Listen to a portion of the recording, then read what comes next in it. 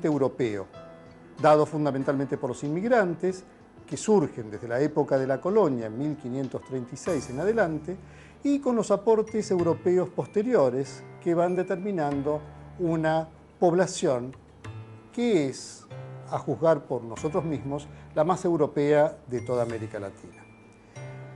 Sin embargo, cuando uno analiza información genética contenida en una muestra aleatoria de nuestra población, podemos detectar que esto no realmente se refleja desde el punto de vista científico. Y lo que vemos es, al analizar ADN, que existen marcadores característicos de los grupos amerindios que se encuentran presentes en una proporción notablemente alta. Y por lo menos más del 50% de los argentinos que hemos analizado presentan algún componente amerindio detectable. El hecho de que estos marcadores estén presentes o no, no se correlaciona con un aspecto fenotípico, un aspecto físico. Simplemente vemos, es como una suerte de indicador de origen que nos permite afirmar que las personas que exhiben esta característica provienen de un linaje materno amerindio o un linaje paterno amerindio.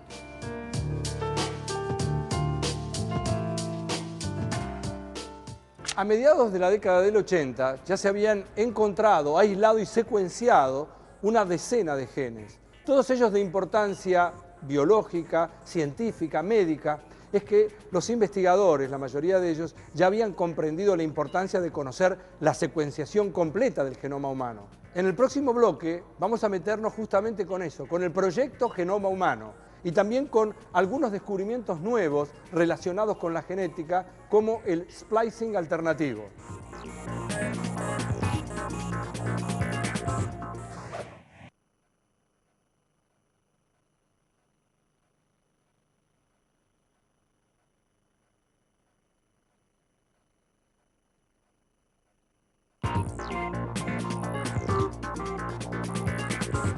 En septiembre del año 1988, con la fuerte participación del gobierno de los Estados Unidos y también del gobierno de Inglaterra, instituciones de otras partes del mundo y algunas empresas privadas, aparece la creación del proyecto Genoma Humano.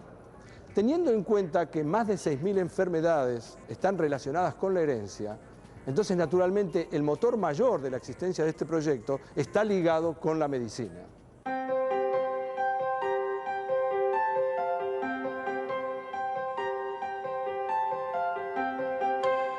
El proyecto Genoma Humano es el programa más importante y ambicioso en biomedicina del siglo XX.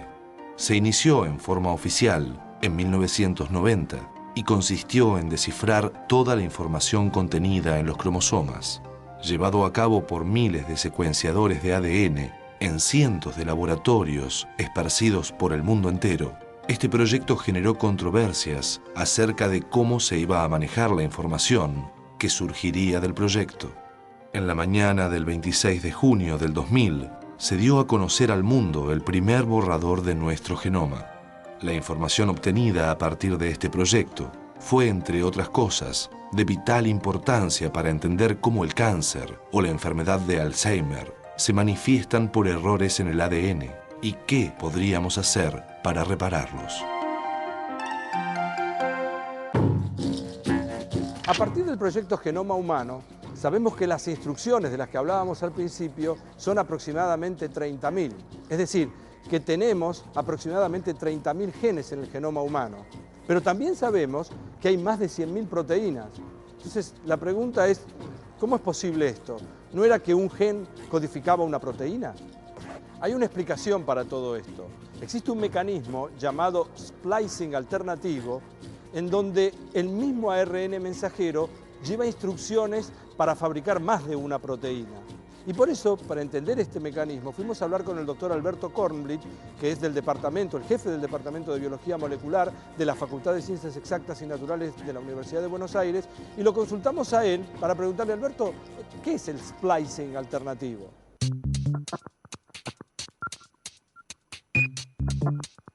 Hasta hace aproximadamente 25 o 30 años se pensaba que cada gen era capaz de dar lugar solamente a una proteína. Hoy sabemos que el fenómeno es mucho más complejo y existen un 60% de los genes humanos que es capaz de dar más de una proteína.